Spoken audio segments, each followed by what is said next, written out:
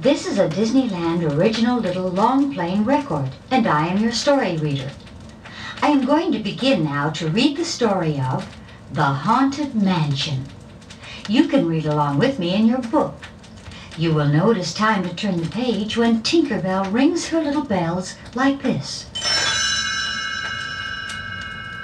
Let's begin now. Have you ever been in a haunted mansion? I have, and I'd like to tell you about it. It was an old house sitting all alone at the end of a dark street. There was a high iron fence around the property with a rusty, squeaky gate. The sidewalk leading to the porch was broken and overgrown with weeds. The wind was blowing the trees, and the branches made strange noises as they brushed against the house. I entered the open front door and was greeted by a ghostly voice. "Good evening.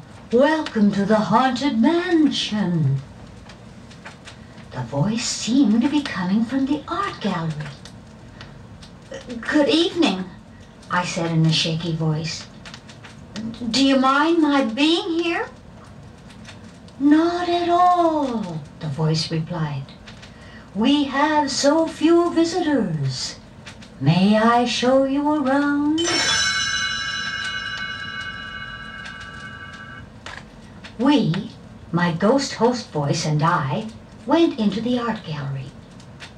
The paintings were very strange. They seemed to be stretching. In fact, the entire room was getting taller. The ceiling was going up and the floor was going down. A panel in the wall opened, and I ran out of the gallery and into a corridor. Along one side of the corridor were windows. From them I could see the garden outside. It had begun to rain and thunder. When the lightning flashed, it changed the pictures on the opposite side of the corridor into weird shapes and ghostly creatures. At the far end of the hall, I could see a staircase leading to the second floor. I climbed the steps very slowly, not knowing what I would run into next. The air got colder, and I could hear the rain splashing against windows. I walked down the hall, and there in the conservatory was a coffin. "Don't scream," the ghost host warned. "You may wake up one of our guests. Come this way.